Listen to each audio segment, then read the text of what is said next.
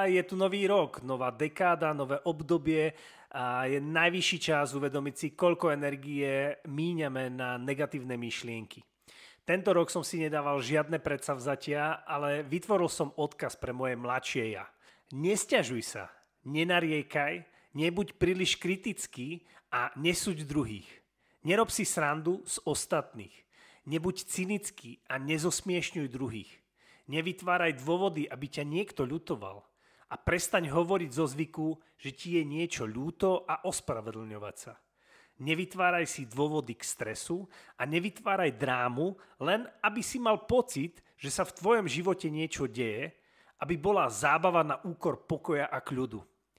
Nepoužívaj slova ako dobrý a zlý, lepší alebo horší. Buď vedomý toho, čo hovoríš, čo robíš a ako sa správaš a ako reaguješ na ostatných. Prečo?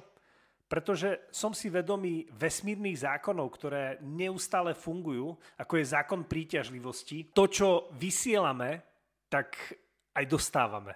To sa nám vracia. Chceš aj ty totálne otočiť svoj život? Daj follow a zober si rady pre moje mladšie ja k srdcu.